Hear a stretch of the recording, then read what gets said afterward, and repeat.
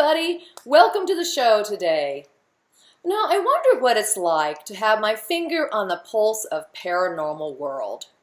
And what would it be like to be able to interview candidly, openly, and have a great dialogue and discourse with some of the experts in the field of paranormal? What would you ask? What would you want to know? And then, how would you present that back to the public in an organized fashion? Well, you could do it through a podcast. So on this show, I'm bringing to you a wonderful guest who does just that. Welcome to Creative Visions TV, and I'm your host, Karen Dahlman.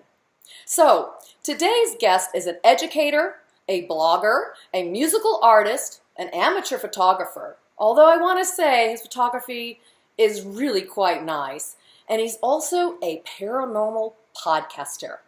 Now, what's really cool about this guest is not only does he interview some of the hottest people in the industry of paranormal that are out there doing these kinds of really cool stuff and exploring and investigating and researching, he's also doing it himself. He has his own sort of group of paranormal products and devices and tools he uses, and he really likes catching EVPs. I've heard some of those too as well. And he even dabbles with the Ouija Board, and we're going to have to ask him how that's going for him. Now, he brought a really unique device with him today that he's going to share, and we'll find out a little bit more about it, but I'll give you a hint. It was used during the Scole Experiment. And I'll put a link below if you don't know what the Scole Experiment is. You can find this guest also in cemeteries because he loves his photography and taking those type of photos of what was dead, but seeing it in the beauty of what it is. And also, a little interesting fact, his favorite holiday is, well, Halloween. Makes sense, doesn't it? So if I said the name of this podcaster show, many of you will know who it is. So here we go. It's the Big Séance podcast, and yes, I've got Patrick Keller here with us today. So without further ado, let's bring Patrick Keller on. Welcome, Patrick. Welcome to the show. Yay! I'm so honored to be here. Thank you very much. It's great to have you here. We met quite a few years ago. I've been a guest on your show. We've had a lot of fun together. We co-hosted a show once. But we got to really share with the audience what got you started into podcasting in the beginning anyway. Well, for years, I only listened to one podcast. And so that's all I knew about podcasting. And it was Jim Harold's The Paranormal Podcast. And that podcast, incidentally, is where I heard your voice for the very first time talking about Ouija. And it was very, you influenced me a lot in that episode. And so I always remembered your name and your appearance. And that's why I ended up contacting you later. And, but I would look forward to this podcast, and it's what I, chilled on the weekends listening to it, and I would get upset when he didn't release an episode, and, a couple of years later, I was into the blogging a lot, and, every now and then you just have to shift your creative energy to other things. You want to explore other ways of expressing yourself, and it was actually Jim Harold who suggested that I start a podcast. And so he actually helped me through it and was kind of my guide to get me started. And so I did. So I kind of just shifted from my blog, The Big Séance, to The Big Séance podcast. So but why that's paranormal? It. I mean, you're just not a regular, everyday, podcaster or blogger. It's all about paranormal. What is this interest you have in the paranormal? Well, I don't know if you would call me a late bloomer or how you would describe it, but I didn't grow up with an intense interest. I didn't grow up with really any memorable experiences that were paranormal. It all happened, I'd say now, probably like 10 or 12 years ago, what I've always called my spiritual shift. My listeners have heard me say that many times. And it started with a combination of things. It was a book by James Van Praagh called Ghosts Among Us, I think is what it's called. And then it was the Ghost Hunters TV show on Sci-Fi. And I used to feel kind of nerdy and dorky when I say that, but I do say that with pride because It really was. You know, a lot of paranormal researchers or investigators that have, you know, developed and come about since like 2005, sometimes they're too embarrassed and they don't give credit, I guess, to a show that inspired them to get involved in this field. And the fact is, most of them did, because until the ghost hunters came around, you know, what I always refer to as the paranormal craze wasn't as big of a thing. And so they were a big influence in at least the kind of paranormal that I always, you know, find interesting. And so those two things, you know, started an obsession with learning more about the other side. I'm a psychic book junkie. You know, any psychic mediums, their books that they write, love it. There for a while, I was reading a book a week, and I just couldn't stop. I craved them. And, you know, I've taken a few psychic development courses just because I'm interested in it. I would never refer to myself as a psychic or a medium at all, far from it.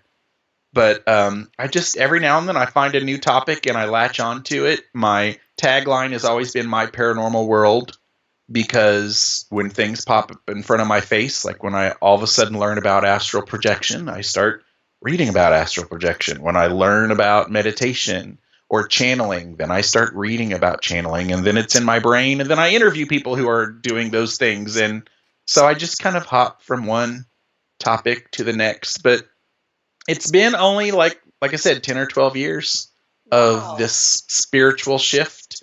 And I've met so many cool people like you and listeners, and all the psychics and mediums that I've met and learned from, and paranormal investigators.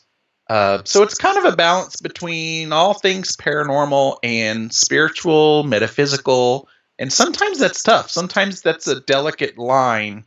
You know, there's a lot of times people either fall in that paranormal camp, you know, like ghost hunters, right, or a spiritual camp. And I kind of fall in between there. So it's kind of interesting sometimes to keep that balance on my show as I'm finding the next guest or the next topic to talk about. Yeah, I see you traverse that really well with your different shows and guests you bring on. So, yeah, how do you find your guests? What do? You just read them in a book and then you contact them? How does that work for you? Because, guys, by the way, he gets some big names on his show.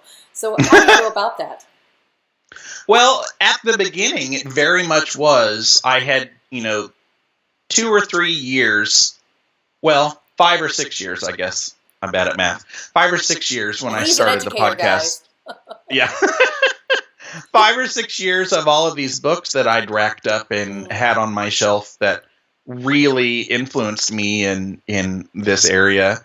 And so when I started the podcast, what I did is I went back, looked through my recommended book list that I always share with people and the books that I liked the most, and I just started contacting all of the authors. And that's how I contacted Karen for her first appearance on the show. And that's how I got my guests at first. Some of my guests have been people who ended up contacting me to just kind of share some of the experiences that they were having. It's how, in one kind of synchronistic moment, I had 2 mediums from the UK, Marion and Claire.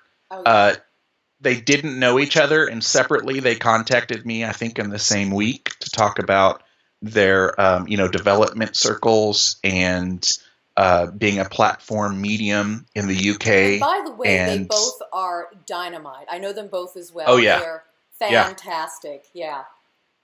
And so I contacted them and interviewed both of them, and that got me learning more about spiritualism and the paranormal in the UK, which is a bit different flavor than in the US. And so that's interesting.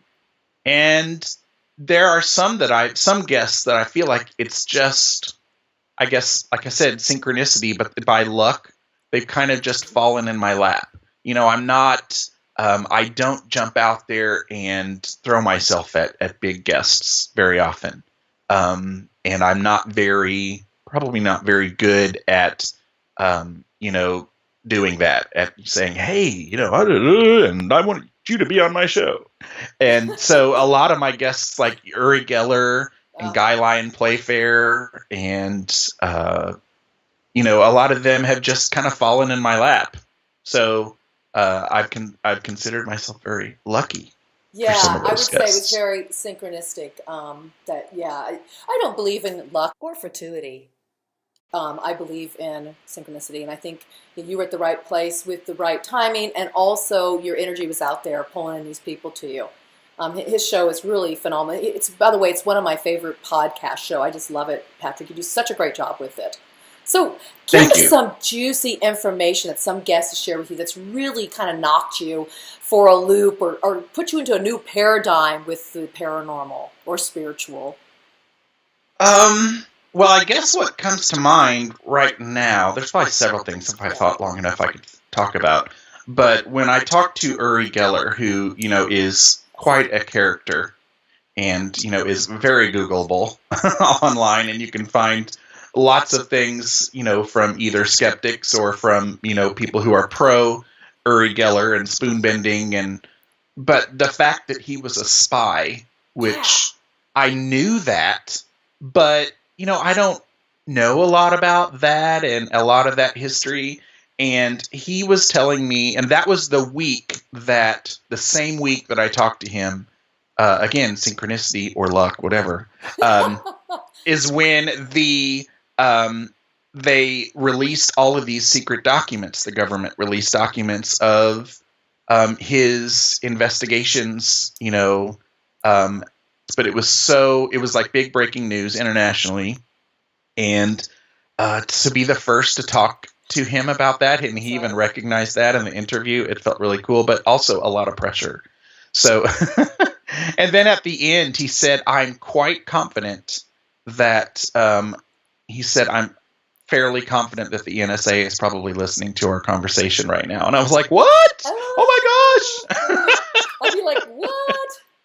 And so then, right, so we hang up from that conversation, and I'm like, just this little podcaster. Is it tapped? I don't know if that was true, but it was just like, oh my gosh, I just talked to, you know, someone who is close friends with Michael Jackson and you know, every other big, huge personality in the world. And he, at the end of the conversation, off the record and outside of the recording, he, you know, just had a few nice things to say to me and wished me well, and was so very kind and sweet, and that was very cool. That was my juicy, I guess, tidbit. I heard that interview, and what I liked about it too, you played some of that on Coast to Coast, and Patrick's had a experience on Coast to Coast. That was really awesome to share that with their audience.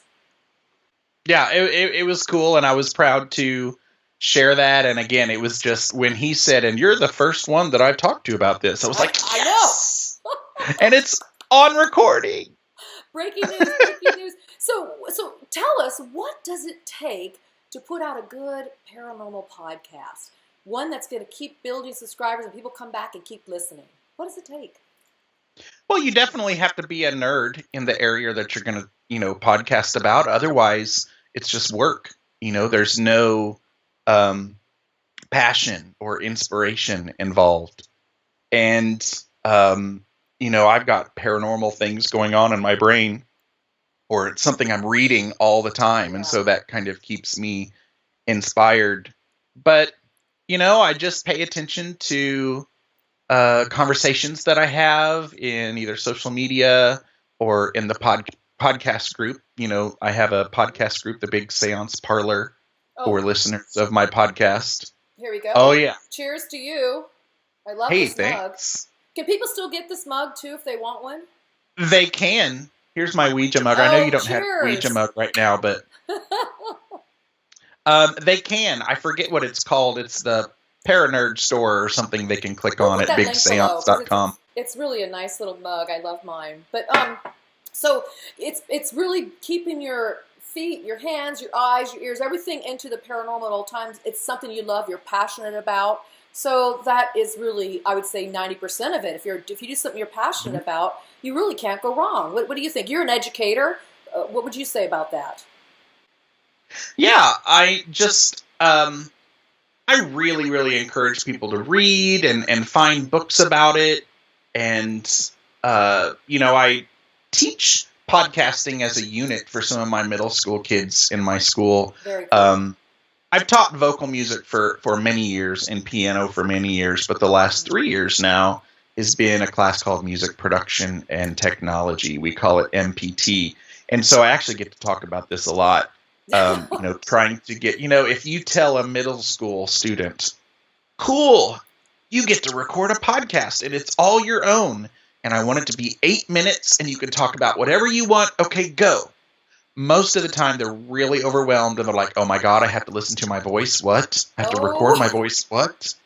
And so I have to really coax them into being brave enough to chat about the nerdy things that they're interested in, what their expertise is, even if it's, an example I always throw out to them is, because some of them end up making a lot of meals on their own or taking care of themselves a lot more than we probably realize when they go home and they're by themselves. And I'm like, well, do a podcast on how to make ramen noodles exciting, or how to make ramen noodles, or how to make a really jazzy peanut butter and jelly sandwich, that's cool. Or how to survive your 6th grade year, And so, make it something useful for someone who doesn't have the information that you have, how to study for a math test or something like that. I have kids that talk about gaming, and I do have some kids that talk about paranormal and lore and legends. Yes, okay. I never really pushed that on them, but it's no secret they know I'm a para-nerd, and so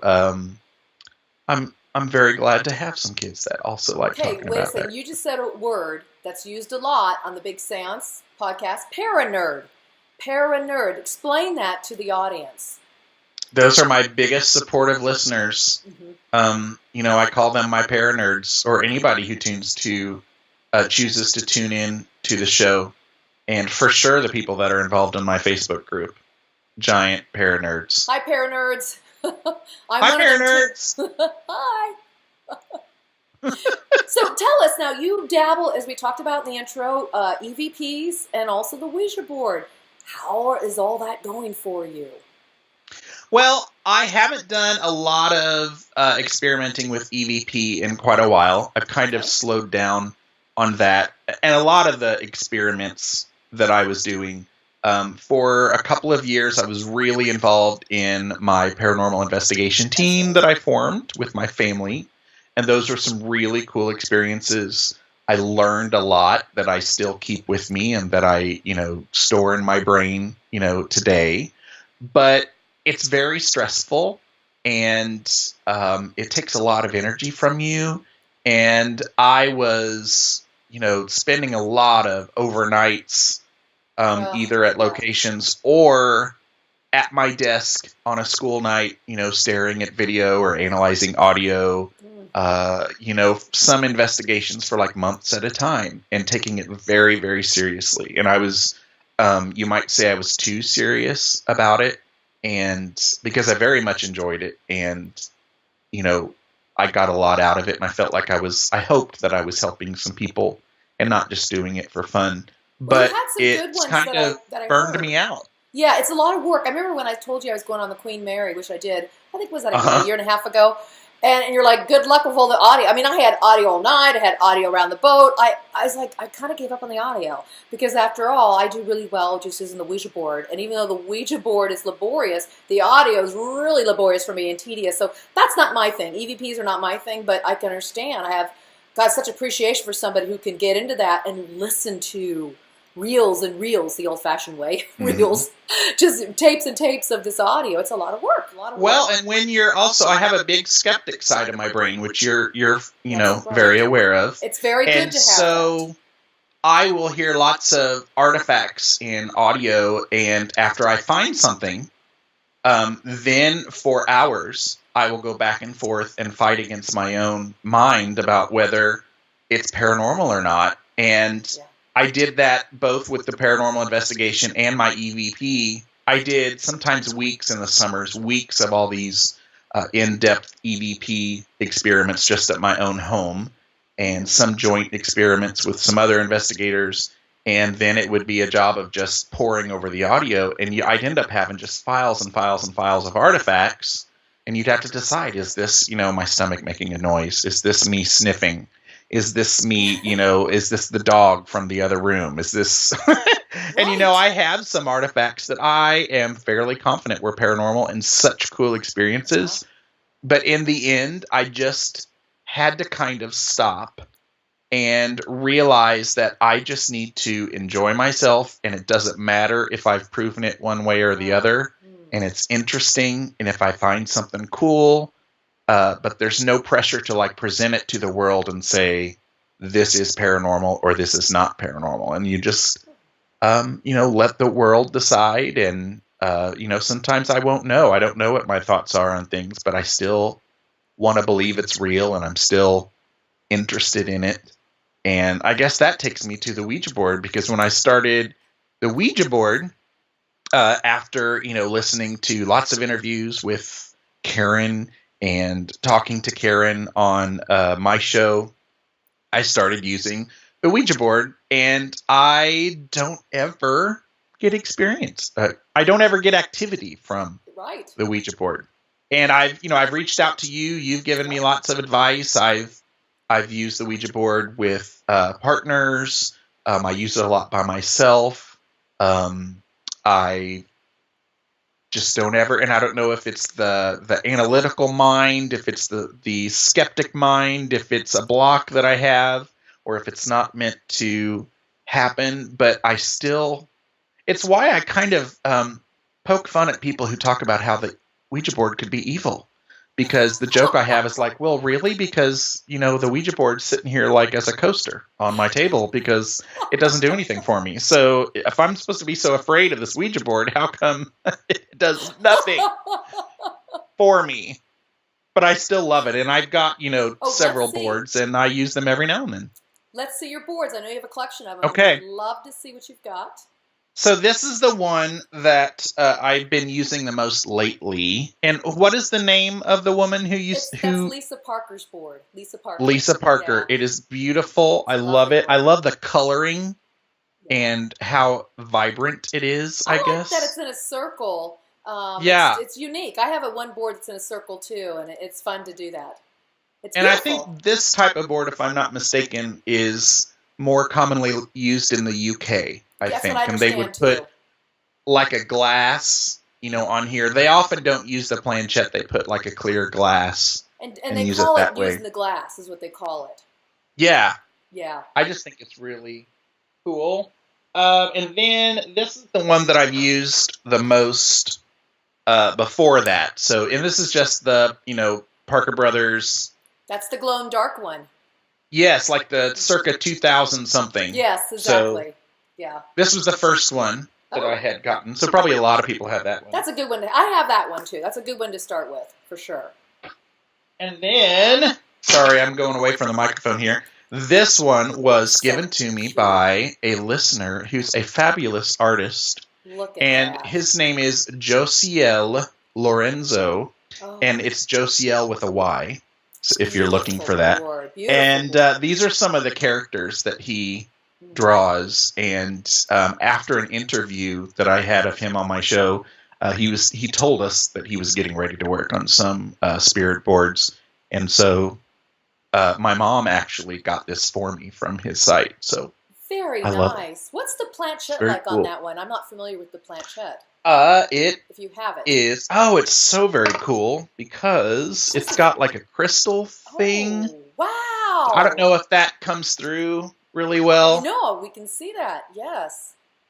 Very nice. So it's beautiful. I mean, all the energy that you would put in. I'd love to get my fingers on that.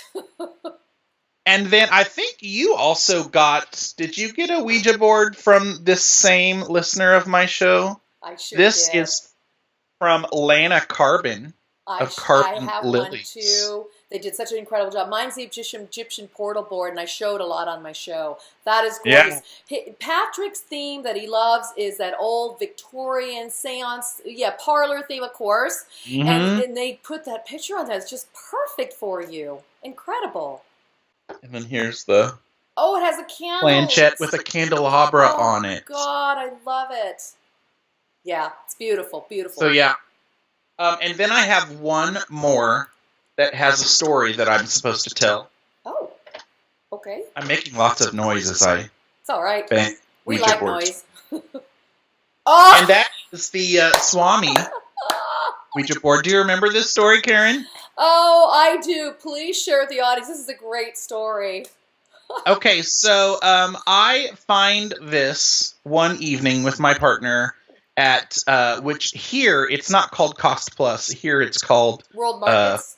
World Market, Yeah, yes. Cost Plus World Market, yes. And I take a picture of it, and I didn't buy it. I just took a picture of the box, and because I'd found it. And I was like, oh, cool, I'll just show this to Karen. Well, Karen loses her mind when she sees this picture. And she was like, oh my God, where did you get it? And so I told her where I got it. And like 20 minutes later, I'm not even home yet from World Market. And 20 minutes later, I see a picture that she texts me.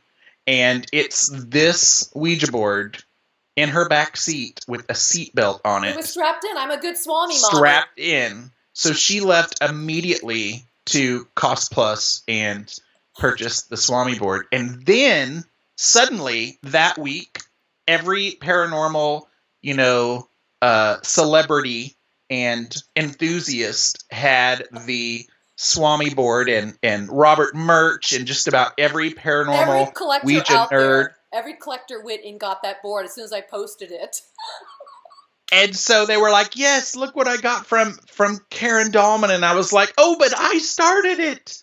And so I'm so proud. I did. I told everybody, I said, proud. Patrick Keller, the big seance, got me into this. And I'm seriously, when you send me that picture, I'm just relaxing, drinking some tea in my garden, reading a book about the Tao. And also, I'm just like, I'm like zinned out. I'm like this zen and getting into it. And all of a sudden I get this like, whoa, wait a second. Okay, where'd you get that? Okay, bye. I'm out.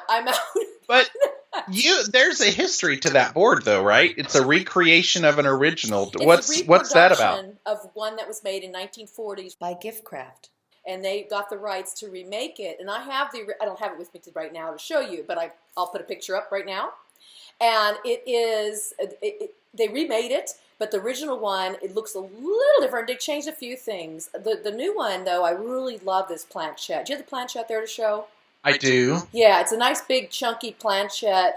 And the board works like a charm. I used it many times. I don't, just kidding. I don't have okay, it. I'm putting a picture up right now of the planchette. And it works like a charm, and it's so beautiful. I have it hanging on my wall now, so I don't use it as much. But it's made It's a really solid board. Oh, it's beautiful wood board. We were all so impressed with how well it was done. So anyway, that was a very fun adventure, to say the least. So I'm very proud of being the person who inspired a trend. Thank you. In the whole paranormal community. So that's so cool. So now we're going to talk a little bit about something that's very interesting, an experiment that happened in the UK, and you're going to show us something else you brought, another kind of device contraption that you brought with you, so we can understand a little bit more about this. Well, speaking of going to department stores and finding things, randomly found this at IKEA just recently. Okay. And I was actually inspired, and maybe this is also synchronistic. I was watching a live video from Travis Sanders, who is a young, cool psychic. He does a lot of live videos on Facebook. And I was watching one of his videos, kind of doing some research because I was getting ready to interview him. And he's very into spiritualism and tools, and I just think that's really cool, obviously. And so he was starting to talk about Scole and development circles and physical phenomena that would happen in seances and things like that. And I was typing the words, oh, and what did you think about their glass dome that they used? And as soon as I typed it, he said, oh, and here's my glass dome, right as I was typing it. And I was like, oh my gosh. Woo. So it was kind of cool. And that was like the same week. And so a few days later, when I was at IKEA, I saw this. And of course, a normal non-para-nerd would probably put, like a figurine in it, or I don't know, plants or something, whatever you would put in one of these. I don't know who would want one of these if they're not a para-nerd. But I saw it and I was like, oh my gosh, I am getting this. So the idea was that, and I guess we can talk about the Scole group in a second too, but the idea was that this could be used for physical phenomena. Something about the contained space and the glass made it ideal for like apports would show up in the dome, and a spirit group from the other side, a spirit team, actually described this dome. And there was a little more to it. They had like a base that spirit guides from the other side, their team, described. And so they designed like this, plexiglass base that had, I think it ended up having like an entrance from the bottom. So it was like empty on the bottom. Okay. And they did have lots of physical phenomena that would happen. I've not really tried anything with this dome yet. So I was going to ask you, what kind of apports have you received? I have not received any apports, but I would do a cartwheel if I did receive some apports. Wouldn't you?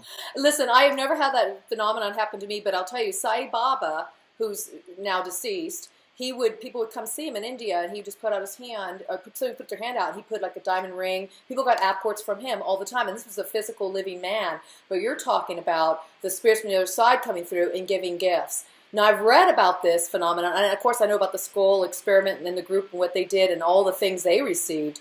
And the idea, you guys, just so the audience understands, is that it's an object. It's not stolen from anybody. It's an object either they lost themselves when they were alive or was misplaced, and now they found it and they bring it as a gift. It could be a newspaper. It could be a ring. It could be a pendant. And they received, they had quite a few apports come in over the 5 years they did that experiment, didn't they? They did. It's fascinating.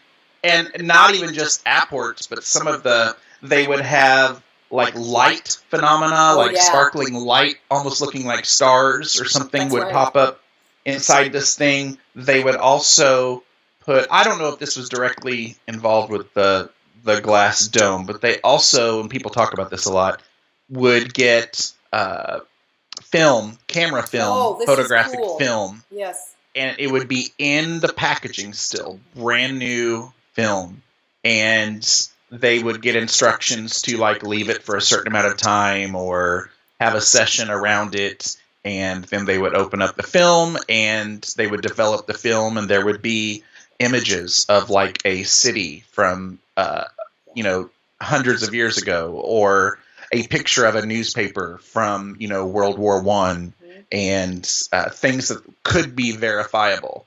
And so, I mean, who knows how that happens, but so very cool. And one of the things I wanted to make sure to point out is that this group, a lot of people could think of lots of skeptic questions and ways to disprove a lot of the events that would happen there. But they had many guests of parapsychologists, psychologists, scientists, educated professionals that would often witness these things and have written about these things, as well as the Society for Psychical Research. The SPR also had members that would go and kind of research and were involved and said, yep, this stuff is really happening. And so they were known as the Scole Experimental Group. And I've been told that when I say Scole, sometimes people think I'm saying Skull. Right. But it's Scole. And that's a place in the village of Norfolk in England. And they had what they would call the skull hole, actually, which makes me laugh. But it was like a cellar that had one entrance. And it was very dark, and the energy, it just had the right amount of energy, and that's all they used this cellar for, was their experimenting.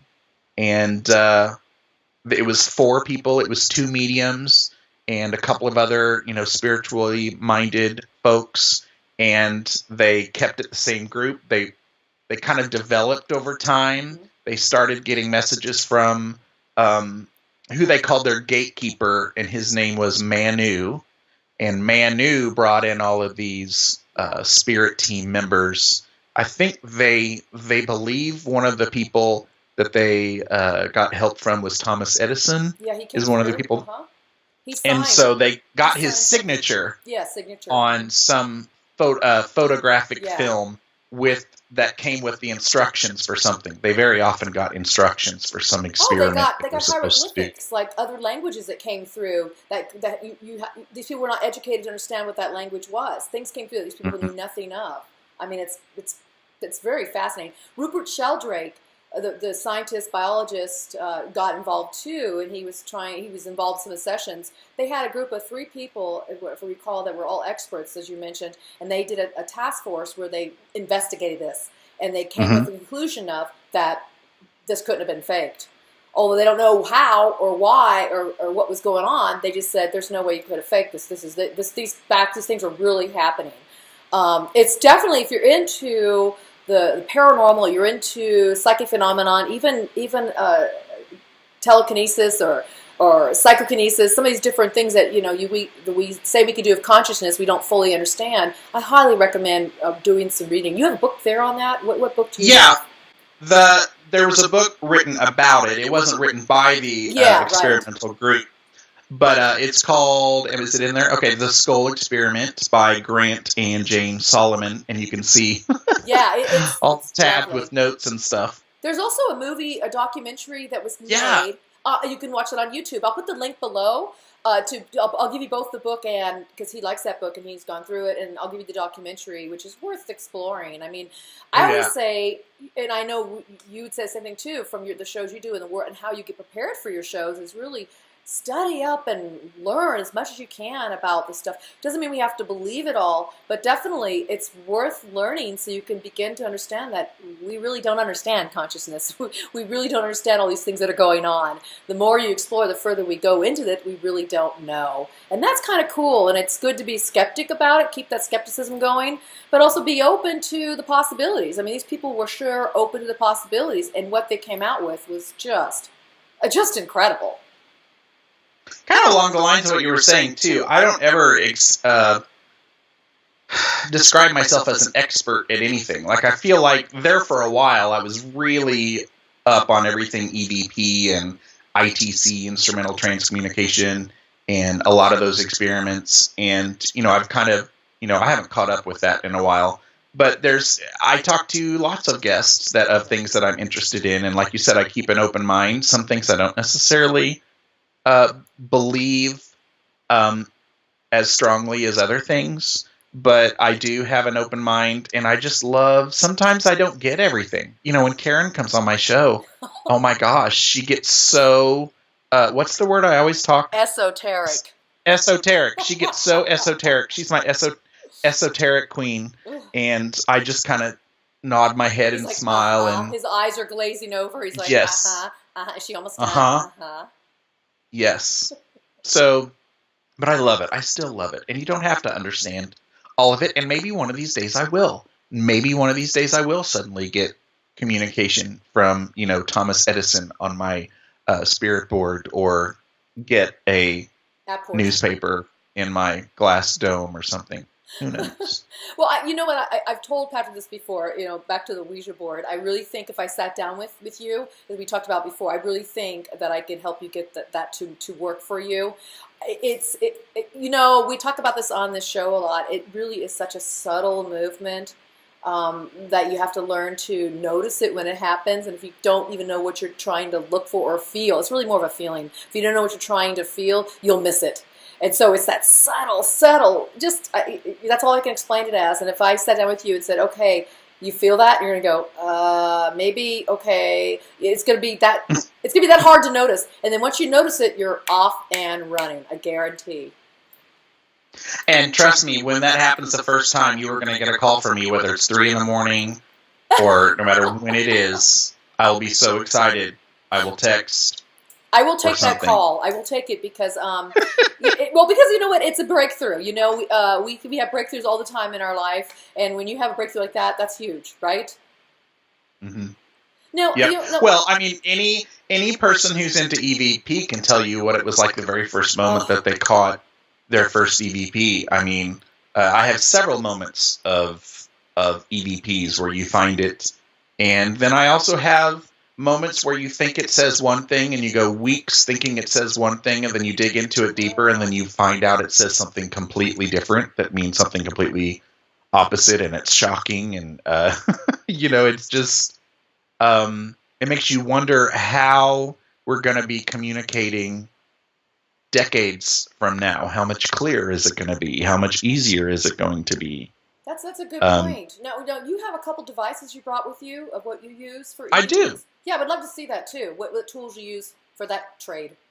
Now, just straight up EVP, I've used a number of different digital recorders. I've never used, what do you call it, like a cassette tape? You would call that, not digital, but what's the word? You mean, anyway, like a tape recorder. Cassettes?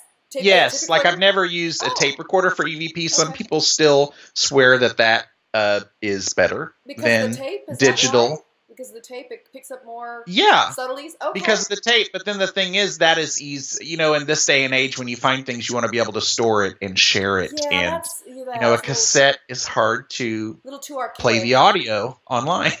Right, it is. That's true. But, so, I mean, I don't have any recorders to show you. I've used cheap recorders. I've used more expensive recorders.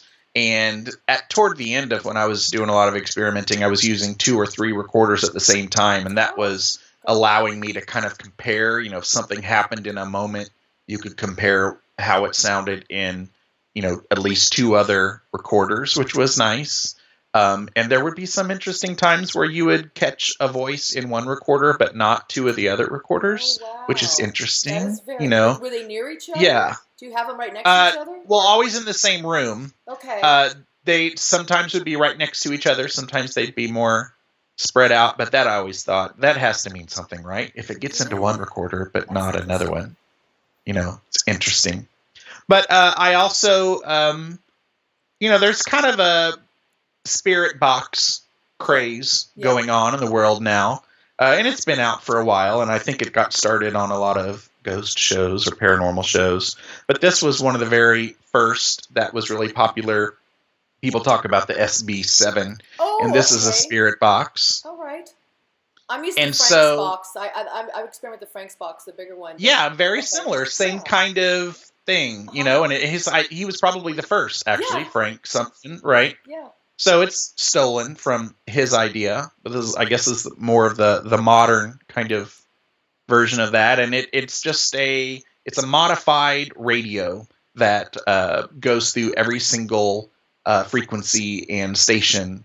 You can speed it up, you can make it more slow, and the theory is that a spirit or entity depends on kind of what theories you believe on this, but they could use the little bits of sounds from the different frequencies and the radio stations to form communication. And sometimes when you hear examples of this and you hear artifacts of this working, sometimes a message will come through a longer phrase and it won't even sound radio-like, which is interesting. So in that case, it's like it's just using the energy and coming through and not necessarily using the bits and parts of words. More commonly, I think people hear, different parts of like DJ words and stuff that come through put together that ends up magically forming a message. I'm fairly skeptic about the spirit box. There's a lot of things you can imagine you're hearing or think you're hearing, so you have to be careful with that. But I use this a lot and I don't do a lot of investigations anymore. When I do that, it's usually for fun, or if like a friend or family member has something they want me to check out. Sometimes we'll go and do it all together. But then related, well, I guess not really related at all. Just kidding. Is is the obelisk. The obelisk kind of came about after the spirit box, and they use it on paranormal shows a lot because it's dramatic, and because it'll pop words up there on the screen and it'll say the word. And this is the latest version of it, and I'm just as skeptic about it as I am the spirit box, but it's cool, and it's a toy. It's cool. Yeah, and the theory behind this is a little more complicated to explain, and I certainly don't, do it justice and probably don't understand it completely. but there's a database of words already loaded in the Ovilus. This is the Ovilus 5. And I think it's EMF really it's picking up. It's kind of picking up the energy, and the different words are attached to a different energy. And, different words will all of a sudden, sometimes I've sat with it and nothing happens for 10 minutes. And then all of a sudden 2 or 3 or 4 or 5 words just start spouting out. I sat, the most I played with it actually was at the Lemp Mansion, the haunted Lemp Mansion in St. Louis. This was actually the night before our Halloween seance. I remember, and you were really tired. I was really tired. I had to cut a few sections of video out where I went. Well, you guys know how when you do the Ouija board, it's like A, D, D. I fast forward through that for everybody on my shows. But during those, you don't. You sit there and go, okay, well, I'm going to go to the restroom and come back. She's still spelling. Because they get their verbose and they go on. And he's like this. Just kidding. It's not that bad. But he told me, he goes, because you were texting me and we were talking the night you were there, and I remember you telling me, I was like, okay, he's going to be up late, he's going to be tired. That's okay. We'll take over. The spirit guides don't ever sleep, so we'll be fine on our end. It was such a cool experience, even still. But I sat there for several hours, and I did a Facebook Live. Yes. And because I was by myself at the Lemp Mansion, there was another couple staying at the Lemp Mansion on another floor. And we're basically all in the dark, and I never ran into them. And that was more scary than thinking about any ghost that was there, was knowing that there were 2 other people in this big mansion, but you don't know if you're going to run into them or who they are. That freaked me out. Yeah. But basically, I was by myself for the most part. And so to keep me company, I did a Facebook Live, and we had this out and did the spirit box a little bit and walked around, tried the Ouija board. They had a Ouija board there in one of the rooms, sat down at the Ouija board. It was really fun. Some interesting things popped out that kind of spooked everybody, but nothing major. And then I went to bed and tried to have a peaceful sleep. Just your thoughts and things that go on in your head as you're sitting there in a haunted mansion. But I'm so glad that I did it. It was cool. But yeah, this is one of the tools that I use there. And you know what? I almost forgot to share earlier. My that's so cute. A listener named Jennifer is fabulous, and she does a lot of things like this for her work. And she embroidered Ouija board. Is that what yes, embroidery? Okay. On a kitchen towel. Guys, that is so cool. Yeah. Oh my gosh, how nice is that? I count this as one of my Ouija boards. I guess. And actually, I could use that Ouija board. I would get a quarter out or a dime, put my finger on it, and it would spell. It works. Anything works, you guys. Everybody knows that. That would totally work. So, you have quite a few tools you've shared with us today. What would you suggest the audience, in regards to using tools or devices, whatever, contraptions, whatever you want to call them? What do you suggest? How do they go about it? What happens if they're not getting results? What do you suggest they do? Well, I guess don't beat yourself up if you don't get results. But also, I know a lot of people use tools and are a little too open, I guess, and claim they have all these results. And you listen. And I guess someone with experience in it, you don't want to burst their bubble and say, oh, I've been here before. Let me tell you what that really was. Let me tell you what that, what caused that phenomena or whatever. But like I said, one of the lessons I've learned is to just kind of get over some of that and just be more lighthearted about it and just enjoy what's coming through. And if I'm not sure it's working, like the Ovilus, sometimes it'll spout words out like evil, and I'm like, why did they even, and so I'm like, why did they do that, or death? Well, those are such provocative words. They evoke so much emotion that if you're sitting in a dark room with just candles lit and you hear evil, right, and it's like, why couldn't you have put this little sweet voice that says evil instead of evil? So things like that'll bug me, but it's just fun. EVP is a easy thing that people could start with. I often encourage people to try a little bit of EVP work. And I guess it would depend on your comfort level, but I'm a person who I don't have a lot of experience with death in my family. Actually, I have a very young family, and I haven't experienced a lot of people close to me dying. Okay. And so, me saying this, I might not understand what someone else is going through, but I do know that some people get into EVP after a death of a loved one, and that might be for you as well. It might not be. But even if it's not for that reason, if you find it at all interesting, it could end up being, a way to get messages if you're not, if you don't have mediumistic abilities, that might be something. And it's just interesting, and be open to trying it and learning about it. And it's cheap. All you need is a digital recorder and some time to sit down and listen, So I do have a page on my site that I made a couple of years ago. And I did a podcast about it too, kind of a how-to, some of the basics of doing EVP, and it's something that a lot of these tools are super expensive. And, I don't have kids, and so I can spoil myself with, buying electronics, tools, toys, and things like that. But just a cheap Sony recorder even would allow you to experiment with that. That's great. That's great advice. You could start that way. And I want to add to that too. Another even cheaper way, it costs you nothing to start, is to start recording your dreams. Because a lot of times, if you have had a death recently, you want to make that contact. The easiest way, they tell me, for them to come through is through your dreams. So, and I know impressing their voice upon the frequency of electronics, and that they can do that too. And even with the Ouija board, that's a little harder. It's like a step up.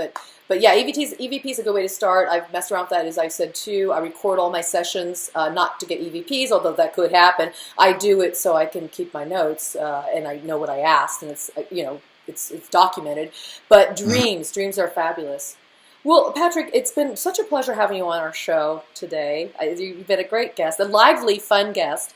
What else would you like to tell the audience before we say goodbye to you about just, working in this realm of paranormal or spirituality or metaphysics? I guess it's kind of something I've repeated already, but just if you get into any of this stuff, don't take it too seriously. Oh. And sit back and enjoy it a little bit, and just kind of, don't try to fight other people's opinions about things in the paranormal. Don't try to justify every position that everybody has. There for a while, I was reading so many books about psychics and mediums, and a lot of them would have really strong opinions about what things are like on the other side and what things are not like. And, a lot of things would fight against each other. And they'd say, no, this is how it works, or this is how it happens. And once you start reading all of these opinions that are different, it's like, well, they all can't be right. And who's right? And then you start going crazy about that. And I've had to learn to just shut up and just read the book and enjoy it. And, I'll figure it out one of these days. We'll all figure it out one of these days. Right, we'll hold that answer soon. Well, that's interesting you do bring that up because, people have different experiences. I kind of liken that to the three blind men with the elephant, the proverbial elephant and the blind men, and how they're all feeling a different part of the elephant. And one says, well, the elephant is long and thin and wispy like the tail. Another one feels the trunk. It says, oh, it's long as a hole and it reaches out. The other one feels its ear and goes, no, it's really large and it waves in the wind. So we're all going to have different experiences based on our own perceptions, beliefs, how we were raised, what's inside us, how we see the world. So I think you bring up a great point. That was a great point to bring up. Take it all in.